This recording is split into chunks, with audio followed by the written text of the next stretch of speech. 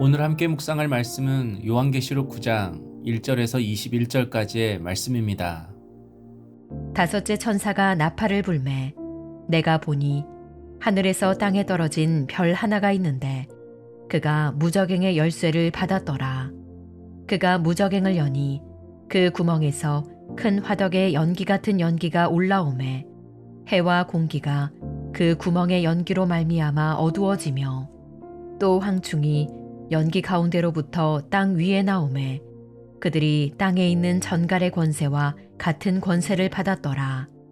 그들에게 이르시되 땅의 풀이나 푸른 것이나 각종 수목은 해하지 말고 오직 이마에 하나님의 인침을 받지 아니한 사람들만 해하라 하시더라. 그러나 그들을 죽이지는 못하게 하시고 5달 동안 괴롭게만 하게 하시는데 그 괴롭게 함은 전갈이 사람을 쏠 때에 괴롭게 함과 같더라. 그날에는 사람들이 죽기를 구하여도 죽지 못하고 죽고 싶으나 죽음이 그들을 피하리로다.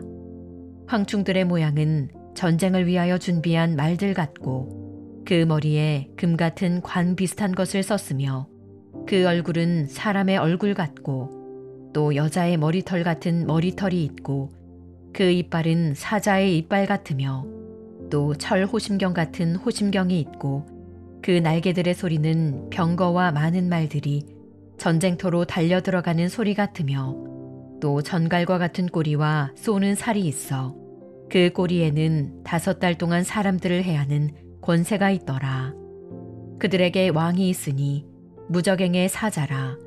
히브리어로는 그 이름이 아바돈이요 헬라어로는 그 이름이 아볼로온이더라. 첫째 화는 지나갔으나 보라 아직도 이후에 화 둘이 이르리로다.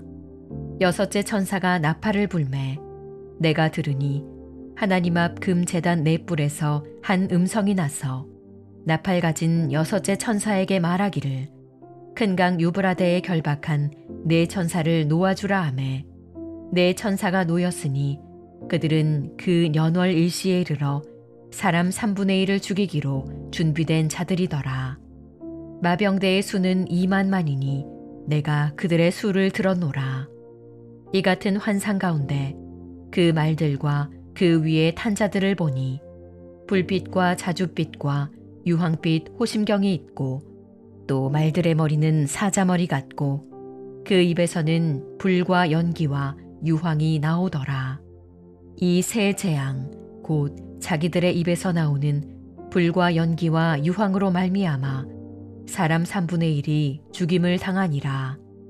이 말들의 힘은 입과 꼬리에 있으니 꼬리는 뱀 같고 또 꼬리에 머리가 있어 이것으로 해하더라.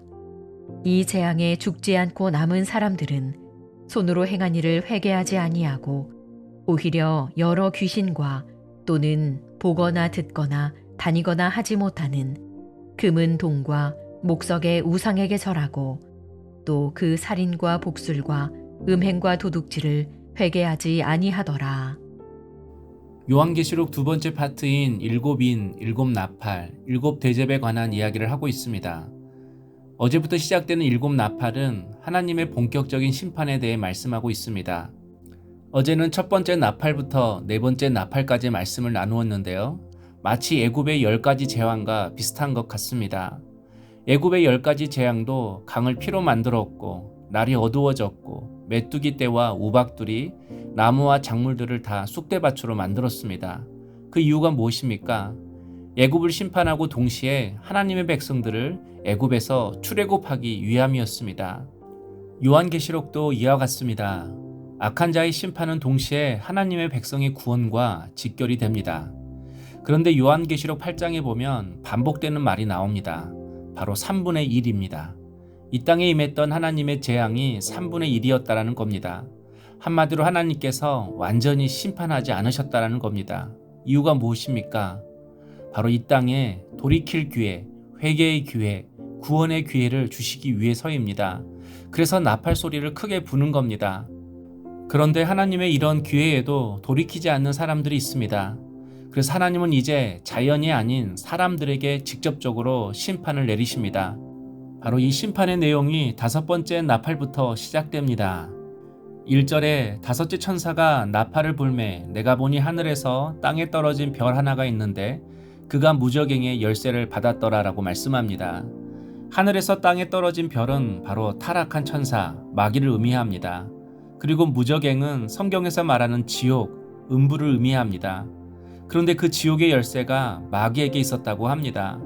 그리고 마귀가 무저갱을 여는 순간 2절에서 연기가 올라와서 세상이 어두워졌다고 합니다. 마귀가 세상을 영적으로 혼탁스럽게 한다는 겁니다. 그리고 3절을 보면 무저갱에서 황충이가 나왔다고 합니다. 황충은 메뚜기 떼를 말합니다. 그러니까 황충은 마귀의 졸개들, 악한 영들을 말합니다. 그런데 이들에게 정갈의 권세가 있었다고 해요. 사람을 죽이고 핍박하는 권세가 있었다는 겁니다. 이 권세로 악한 영들이 세상을 영적으로 혼란스럽게 하고 가정을 무너뜨리고 자녀들을 무너뜨린다는 겁니다. 이 내용은 아마 이 당시 그리스도인들을 잔인하게 핍박했던 로마의 도미시안 황제를 의미하는 것 같습니다. 그런데 하나님께서 4절에 이렇게 명령하셨습니다.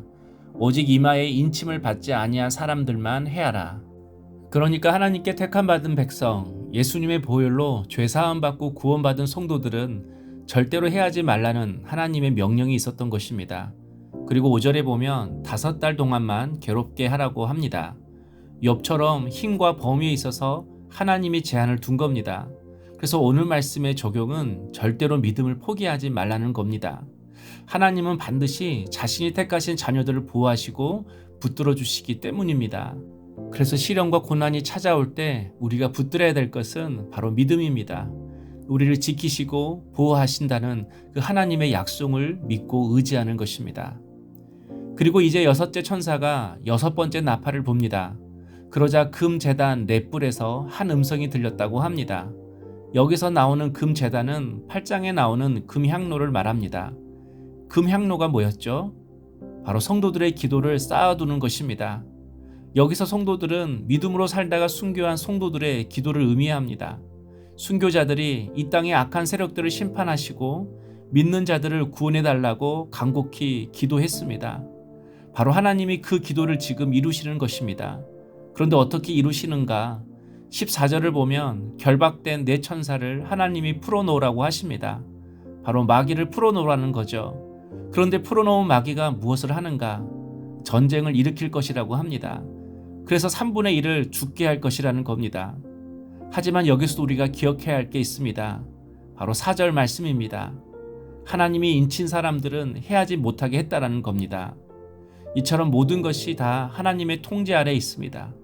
이 땅에서 마귀가 제멋대로 날뛰는 것처럼 보여도 다 하나님이 통제하고 계십니다. 그런데 놀라운 것은 20절에 손으로 행한 일을 회개하지 아니하고 라고 말씀합니다. 21절에도 회개하지 아니하고, 이런 재앙 속에서도 남은 사람들이 회개하지 않는다라는 겁니다. 그래서 회개하는 것이 은혜입니다. 내가 돌이킬 수 있다는 것 자체가 은혜입니다. 머리로만 예수를 믿었던 사람, 교회는 다녔지만 자기 욕심과 성공을 위해서 예수를 믿은 사람은 축복이 와도 떠나가고 고난이 와도 떠나갈 것입니다.